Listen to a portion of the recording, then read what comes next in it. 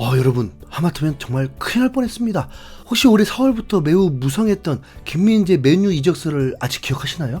6월 초에는 김민재 맨유 이적이 완료됐다는 가짜뉴스까지 보도될 정도로 뜨거웠죠. 그리고 김민재가 미넨과 합의 중이라고 하는 7월 초까지도 중간에 가로채기를 시도하면서 엄청난 미련을 보였던 맨유였는데요. 당시 맨유는 카타르 자본과 인수협상을 하면서 새로운 시즌에 대한 희망이 최고조였습니다. 지난 시즌 카라바오컵 우승과 더불어서 챔스까지 복귀했던 맨유의 기세에다가 카타르의 오일머니까지 투자된다면 지역 라이벌인 맨시티 못지않은 초강팀으로 다시 태어난다고 해도 이상할 게 없었죠. 하지만 소문만 무성했을 뿐 실질적으로는 김민재에게 어떠한 제안도 보내지 않았고, 일부 팬들은 영국이 아닌 독일로 이적하는 게 아쉽다는 반응을 보이기도 했습니다. 아무래도 프리미어리그가 아닌 분데스리가는 인기가 좀 떨어지기도 하고 방송 자체도 더 접하기 어려운 게 사실이니까요. 그러나 지금 보면 김민재의 미네행이 정말 신의 한 수였다고 해도 될 것 같습니다. 왜냐하면 최종적으로 카타르의 맨유 인수가 완전히 실패로 결정됐기 때문입니다.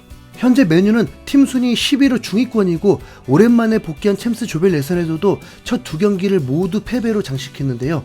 주요 수비수들이 연이어 부상을 당하고 분위기가 안 좋았던 것도 큰 원인이지만 내부적으로 매각 협상이 완료되지 않아서 뭔가 어수선했던 것도 영향이 있었을 겁니다. 그런 상황에 카타르 측에서 협상을 포기하면서 아예 인수전에서 발을 빼기로 결심했는데요. 만일 김민재가 맨유로 이적을 했더라면 이 대혼란 상황을 정통으로 당했을 겁니다. 이적한 첫 시즌부터 수비수들이 다 부상당해서 혹사라는 혹사는 다 겪었을 가능성이 높고, 들어오기로 했던 오일머니가 없어지면서 미래 가능성도 매우 어두워졌을 거고요. 현재 김민재는 미넨의 1순위 센터백이 되어서 터줏대감인 데리우트를 완벽히 제치고 수비의 핵심으로 활약하고 있죠. 최근 통계 매체인 후스코드닷컴에서는 A매치 일정으로 잠시 리그가 휴식 중일 때 시즌 초반 베스트 11을 선정했습니다. 그리고 당연히 김민재는 센터백 중 하나로 이 명단에 이름을 올렸습니다. 김민재는 평균 7.16점의 평점을 받아서 미넨이 리그 최소 실점 2위를 할 수 있었던 핵심적인 요인으로 평가받고 있습니다. 거기다 최근 ESPN에서는 연령별 기준으로 현재 가장 최고의 선수는 누구인가를 뽑았는데 김민재가 26세 선수 중 최고의 선수를 뽑히는 기염을 토했습니다. 그런데 이런 김민재가 만약 맨유 소속이었다면 이런 좋은 평가를 받았을지 매우 의문이 생기네요. 혼자 잘한다고 성적이 나올 리는 없을 텐데 여기에 맨유의 새로운 골키퍼인 오나나까지 불과 3개월 만에 방출설이 나와버렸습니다. 미국의 스포츠 매체인 ESPN은 맨유는 오나나를 지지하고 있지만 테나흐 감독은 오나나의 부진이 계속된다면 그를 떠나보낼 준비가 돼 있다라면서 챔스에서 2연패를 당한 지분이 매우 큰 오나나를 처분할 수도 있다고 했죠. 다시 한번 김민재의 맨유 이적 실패가 정말 다행이라고 생각되는 부분입니다. 덕분에 지난 시즌 전세계 최고 수준이라던 맨유의 센터백 듀오 마르티네즈와 바란까지 좋았던 평가를 다 날려먹고 있거든요. 카타르의 맨유 인수 포기는 빅뉴스라서 영국의 공영방송인 BBC에서도 속보로 카타르의 셰이크 자심이 맨유 인수 과정에서 철수했다라고 보도할 정도였고, 맨유의 주가가 순식간에 폭락하면서 19% 이상 떨어졌다는 소식까지 있었습니다. 카타르 측은 8조 원이 넘는 돈을 베팅했는데 맨유 구단주인 글레이저 가문이 10조를 요구해서 협상이 최종 결렬됐다고 알려졌습니다. 사실 냉정하게 말하면 맨유의 폭망은 손흥민과 토트넘 입장에서는 땡큐죠. 맨유가 현재 순위는 10위라고 하더라도 분명 언제라도 살아날 저력이 있는 팀이고 누구에게나 고춧가루를 뿌릴 수 있습니다. 그래서 지난 영상에서 말씀드렸던 것처럼 시즌 개막 전 많은 전문가들의 예측은 맨유가 탑4 안에 들어갈 거라고 했던 거고요. 하지만 이번 인수 실패로 당분간은 맨유 분위기가 더욱 침체될 듯 보입니다. 그리고 예상치 못했던 나비 효과로 인해서 손흥민의 미래가 더욱 밝아질 수도 있는데요. 맨유 인수에 실패한 카타르의 셰이크 자심이 토트넘 인수를 노릴 수도 있다는 예측이 많은 영국 언론에서 흘러나오고 있습니다. 영국의 축구 전문 매체 풋볼 런던은 토트넘의 인수 논의가 소용돌이 치고 있으며 특히 엔즈 포스테코글루 감독 아래에서 화려한 시즌을 시작하면서 투자자들에게 매력적인 선택지가 되고 있다. 토트넘은 최근까지 맨유에 5번 이탈을 한 것으로 알려진 셰이크 자심이 올드 트래포드를 장악하려는 시도에 실패하면서 새로운 옵션이 될 수 있다라면서 카타르의 오일머니가 향할 다음 목표가 토트넘이 될 수도 있다고 시사했습니다. 미국 ESPN의 기자인 마크 오그덴은 이에 대해서 더 자세한 보도를 전했습니다.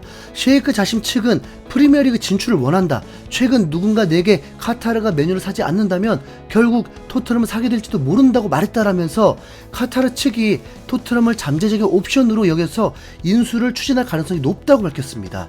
메뉴 인수를 추진했던 카타르의 셰이크 자심은 정확히 얼마를 보유했는지 알려지진 않았지만 그 가문이 가진 재산을 모두 합하면 2,750억 파운드의 가치가 있다고 합니다. 한화로는 453조 원이 넘는 걸로 나오는데 도대체 얼마나 돈이 많은지 감도 안 옵니다.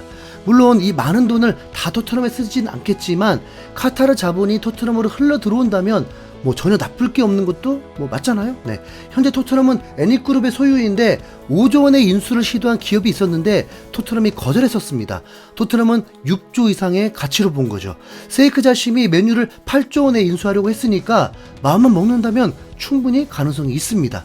손흥민의 주급이 다소 낮은 게 아쉬워서 사우디 이적으로 돈을 챙기라는 분도 있는데 카타르가 토트넘에 투자를 하게 된다면 굳이 그럴 필요도 없게 되는 겁니다. 오히려 맨시티나 뉴캐슬처럼 중동 자본으로 챔스 우승까지 노리는 팀이 될 수도 있죠. 그렇다면 손흥민도 충분히 재계약할 만하고 맨시티처럼 좋은 선수들을 모을 수 있습니다. 또 다른 매체인 데일리 익스프레스도 카타르가 메뉴 인수를 포기한 건 맞지만 여전히 프리미어리그 진출을 원한다고 하면서 카타르가 메뉴 인수 경쟁에서 물러났다고 해서 카타르의 돈이 프리미어리그로 향하지 않는다는 의미는 아니다. 리버풀과 토트넘은 이미 지난 12개월 동안 중동 자본의 투자와 연결됐다. 소식에 따르면 토트넘과 리버풀은 현재 카타르의 표적이다라면서 카타르가 토트넘이나 리버풀 중에 한 팀을 탐내고 있다는 소식까지 전했습니다.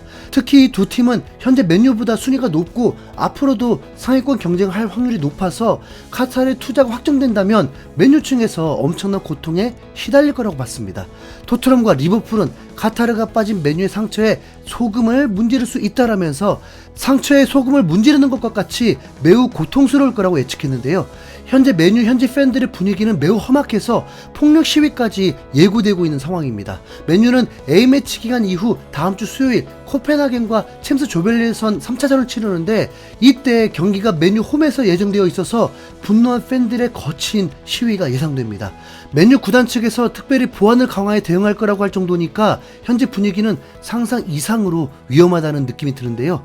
지금도 이 정도인데 진짜 토트넘이나 리버풀에 카타르가 뛰어들어서 전격적인 투자를 해주면 훨씬 더 격렬한 반응이 나올 것 같습니다. 아랍에미레이트가 소유한 맨시티나 사우디아라비아가 소유한 뉴캐슬 모두 투자는 전 세계 최고 수준으로 받고 있습니다. 엔지 감독이 과리둘라와 비슷하다고 하는데 카타르의 투자까지 더해진다면 손흥민이 있을 때 챔스 우승하는 것도 꿈이 아닙니다. 네. 여러분은 셰이크 자심이 토트넘을 인수하기 위해서 뛰어드는 것을 원하시나요? 네. 댓글로 남겨주세요. 이상 흰수염고래였습니다. 감사합니다.